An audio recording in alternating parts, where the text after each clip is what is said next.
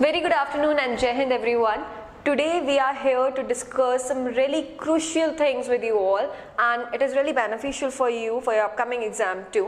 जिसमें सबसे ज़्यादा confusion रहता है vocab portion में synonyms and antonyms, right? So we are picking up some previous synonyms जो arrived words हैं उससे किस तरीके से question आए हैं और कैसे आ सकते हैं. Okay? So predictions देख लेते हैं. तो first question की तरफ बढ़ते हैं. Absurd. Right? Here is your term absurd. और यहाँ अगर आप बात करोगे इस पर्टिकुलर टर्म की तो कई बार यह आपके पास आया हुआ है. किस तरीके से? आप 2009 में देख लो, आप 2000 एंड इवन अगर रिसेंट ईयर ले लें तो 2020 में देख लो. ठीक है, यानी अगर आप प्रीवियस की भी बात करते हो, बहुत एक्सट्रीम मोड पे भी जाते हो तो 2009, और अगर आप रिसेंट भी लेते हो 2020 में भी देखा गया है ये पर्टिकुलर टर्म हमारा एब्सर्ड. ठीक है, रिसेंट की बात करोगे तो एब्सर्ड स्टोरी. तो what is it? Unless and until you are not aware of the meaning हम लोग नहीं कर सकते. तो without any sense कहा जाता है. absurd nature भी होता है, right? तो sense without any sense obvious बात हो गई कि senseless. ठीक है, तो first word है absurd और जिसका synonym यानी similar meaning word यहाँ पे हो जाएगा senseless. philanthropy. जब आप बात करते हो यहाँ पे philanthropy जो आपका word है, अब जेनरसिटी ऑप्शन ए हमारे पास है, परवर्सिटी है, परजुरी है, फ्लॉन्टिंग है. ठीक है, तो यहाँ पे नियरेस्ट क्या जाएगा सबको ही पता है एंड इट इज जेनरसिटी. ठीक है, तो जेनरसिटी आपका वर्ड जाएगा जो इसका नियरेस्ट सिमिलर मीनिंग वर्ड होता है. इसी में हमारे पास एक और वर्ड क्रूशियल है जो आपका परजुरी भी है, तो काफी बार देखा गया है. ठीक है, तो हमेशा यही किया जाता है, स्विचिंग इज देयर, यानी कि जो ऑप्शंस है कई बार वो क्वेश्चन बन जाते हैं, कई बार क्वेश्चन ऑप्शन बन जाता है.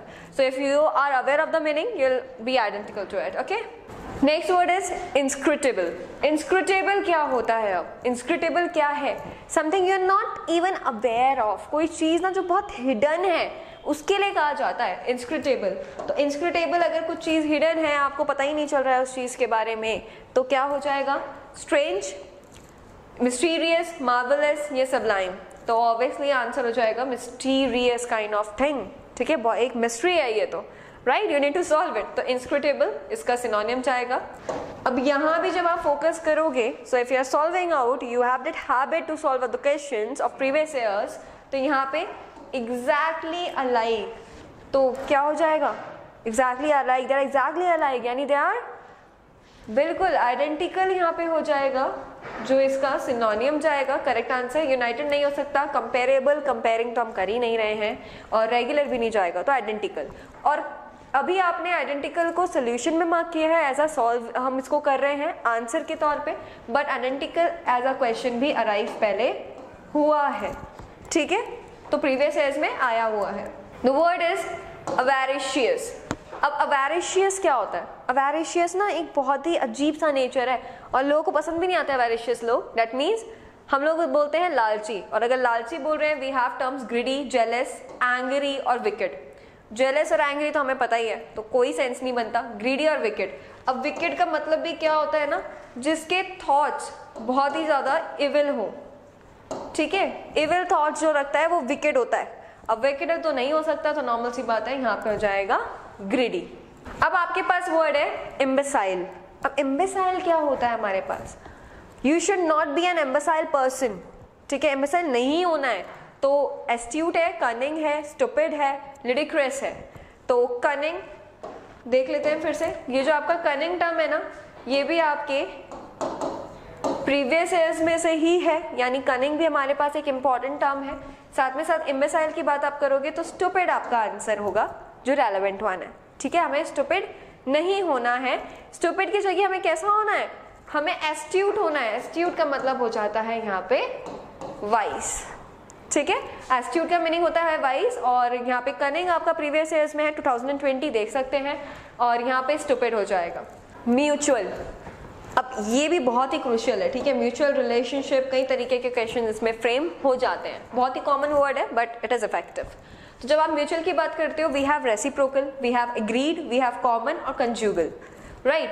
तो क्या होगा आंसर? बहुत लोगों को लगता है कि जैसे हमारे म्यूचुअल फ्रेंड्स होते हैं, same as that we have, तो म्यूचुअल फ्रेंड्स यानी common friends. So it's not like that, यानी कॉमन नहीं होगा बिल्कुल भी. अगर आप करोगे तो यू विल बी ना डिडक्शन मोड. कंज्यूगल भी नहीं, एग्रीड म्यूचुअल अंडरस्टैंडिंग है, एग्री करते हो, तो ये भी नहीं है, अभी यहाँ पे रेसिप्रोकल जाएगा। ठीक है, आंसर रेलेवेंट होगा reciprocal. Now this is a good term जिसके बारे में हम सभी लोग बहुत ज़्यादा अवेयर भी हैं, इट इज पैसिमिस्टिक।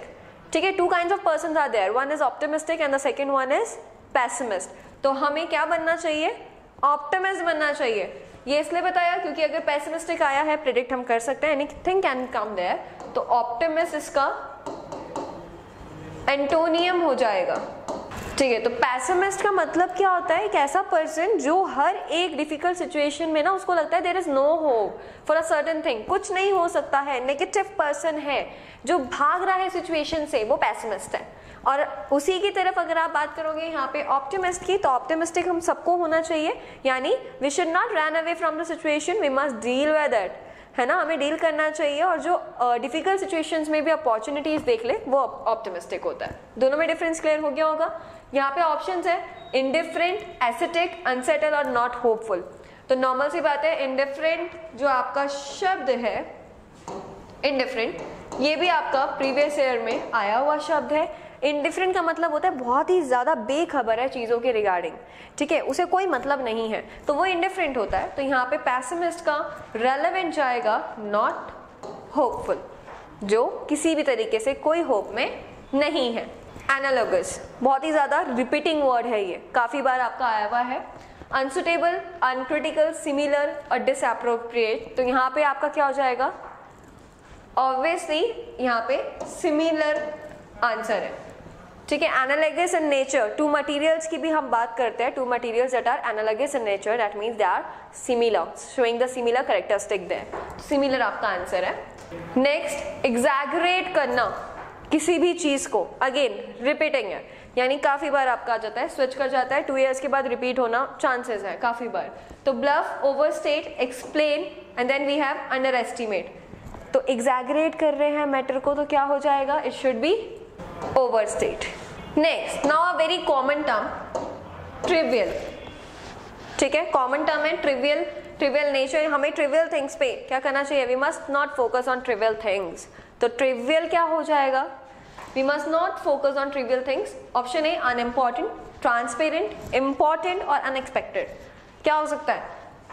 देखो, अगर हमने बोल दिया है कि वी मस्ट नॉट फोकस, तो इम्पॉर्टेंट तो हो ही नहीं सकता, right?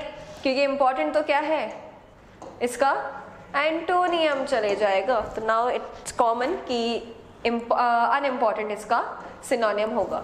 We must not focus on trivial thing, यानी कि जो इम्पॉर्टेंट नहीं है उस पर फोकस नहीं करना चाहिए। इट्स क्वाइट फैमिलियर इवन, और शायद आप बहुत ही जल्दी इसको आइडेंटिफाई भी कर सकते हैं। पैनलाइज करना, पनिश, परसिक्यूट, टॉर्चर, रेन, तो सबको ही पता है पैनलाइज किया गया उसको, तो उसको पनिश किया गया फॉर हिज मिसडीड्स। ठीक है, तो पनिश इसका रेलेवेंट आंसर होगा। Now flimsy. अब फ्लिम्जी क्या होता है? Flimsy is a casual term I guess and a new word too. तो फ्लिम्जी का मतलब हो जाएगा वीक, स्ट्रॉन्ग, जस्टिफाइड, इम्पल्सिव।